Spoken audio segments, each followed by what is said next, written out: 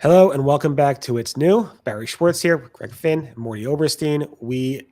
I think Crystal might be back tomorrow, the next day, but we're not here tomorrow. We're taking a little break for tomorrow, but we're back on Wednesday after this.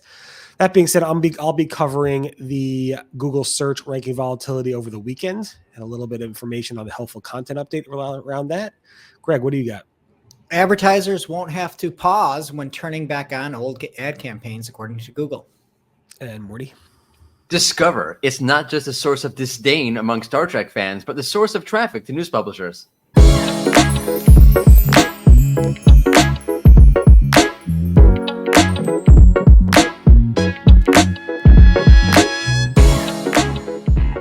All right. So over the weekend, I did another one of those Google ranking volatility posts. There was significant volatility over the weekend, starting off actually on Friday. And then going through Saturday and a little bit on Sunday. The tools are significantly higher in terms of tracking that volatility. And the last time we reported about an update was on August 6th. Before that was the 31st of July. And then it was just a lot of stuff in July.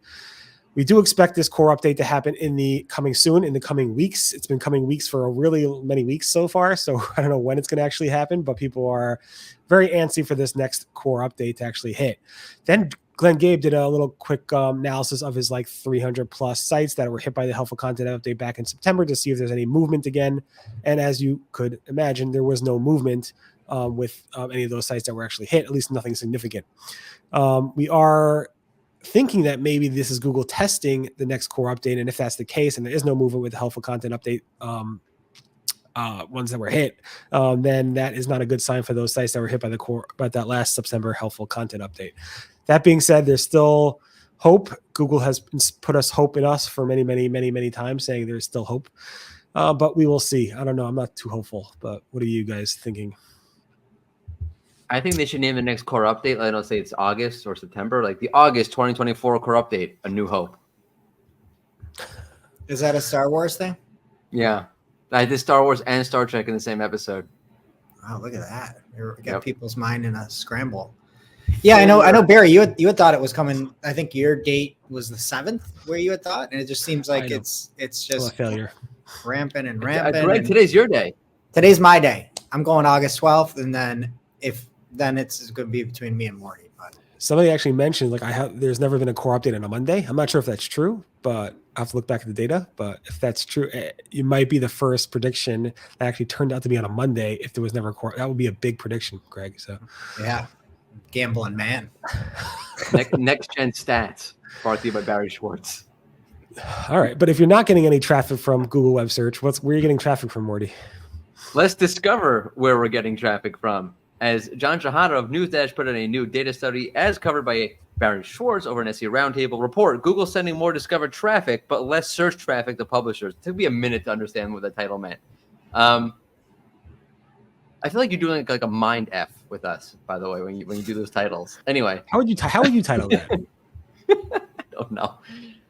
John Shahada from NewsDash put out, by the way, great tool, NewsDash, really interesting, a study about where publishers are getting traffic from. Traditional search and even beyond traditional search, like images and videos, are down.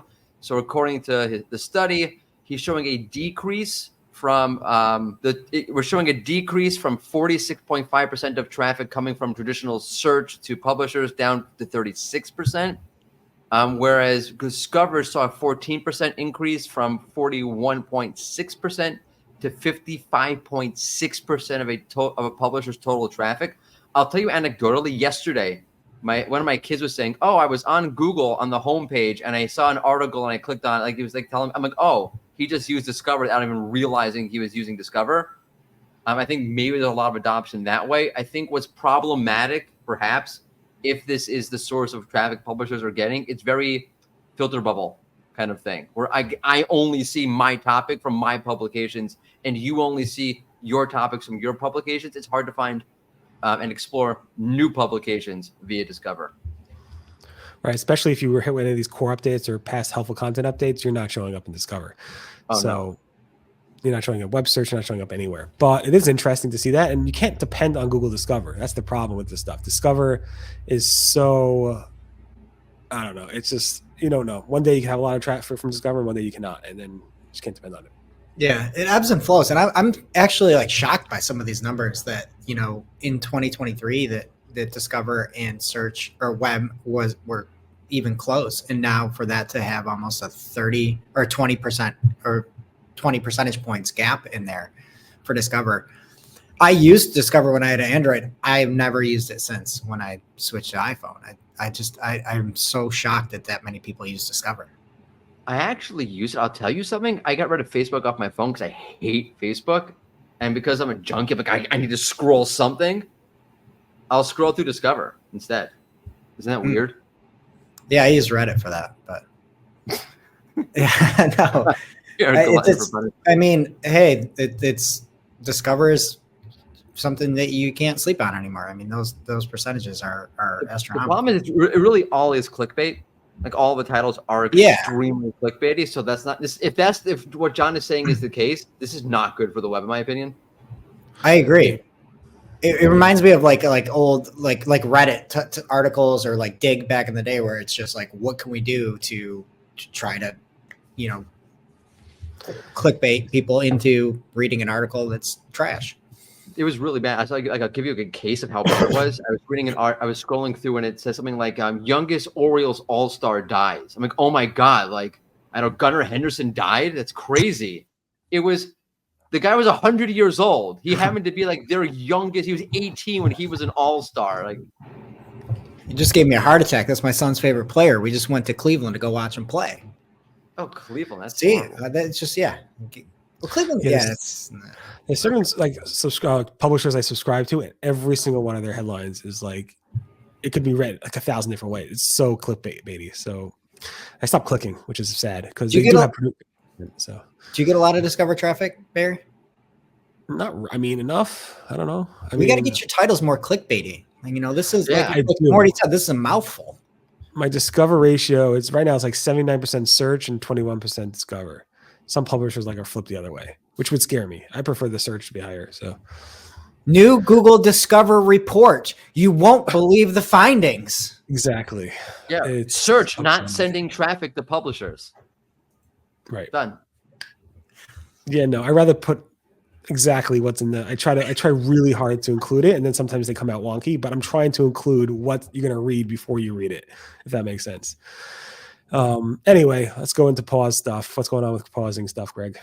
Okay, so Google had announced that any keyword that had no or zero impressions over the past 13 months was going to be paused. And PPC Greg Kohler over on Twitter X had asked Ginny if that meant there were zero impressions in a paused campaign, and if those keywords would actually be paused, they would auto pause something because there's zero impressions.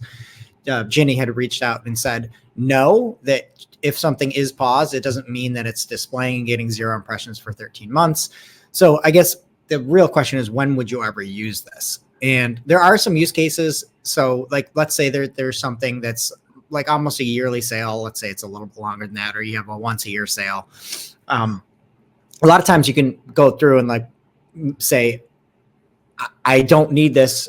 This can be off for the majority of the year. And then when we have this turned back on, or if you got something seasonal or something's in town, you can already have that ad creative saved and be approved and all that. And you can just turn that back on. And just because you had a campaign that was paused, it doesn't count. It doesn't count towards zero impressions. So you could just go and turn that back on if you wanted to. I would still go through and check anyway, if you leave something off for that long. But it was kind of interesting, I guess, if you have something that comes around every 2 years and you just think you can just turn it back on, it's not going to count as zero impressions, and those keywords are still going to be active. Yeah, it was very interesting. It's only one of those people who would ask that questions if you're super in the weeds to ask such a question, and he knows it so well. So it was one of those why would you ask such a question? I know, I was scrambling to find an example to give to people, but he was thinking about something deep, so it was pretty interesting to hear that from him.